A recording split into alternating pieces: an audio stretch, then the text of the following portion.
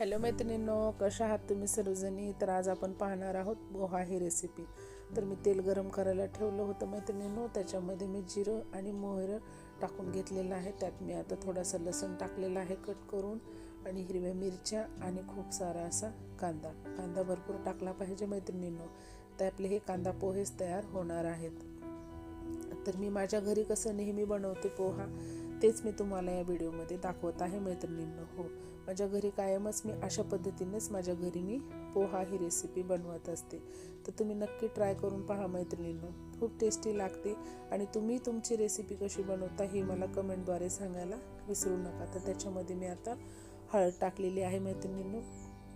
हळदी तुम्ही तुमच्या आवडीप्रमाणे कमी जास्त करू शकता.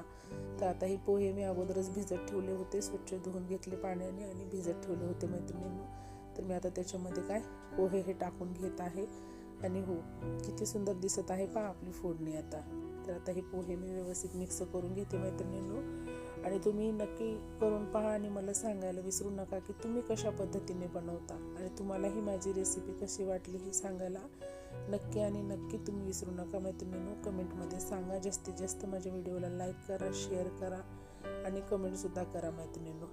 तर या आता गरमागरम पोहे तयार झालेले आहेत खाण्यासाठी. या मैत्रिणींनो, पहा ना किती छान दिसत आहेत ते, आणि याचा सुगंध हा पूर्ण घरामध्ये दरवळत आहे मैत्रिणींनो.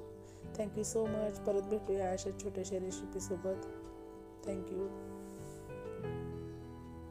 आणि हो मैत्रिणींनो, मी याच्यामध्ये मीठ हे अगोदरच टाकलेलं होतं, ते मी तुम्हाला सांगायला विसरली. नाहीतर तुम्हाला असं वाटेल की बिना मिठाचे पोहे यांनी बनवलेले आहेत. तर तसं काही नाही आहे, मी मीठ टाकून घेतलेलं आहे. Thank you so much.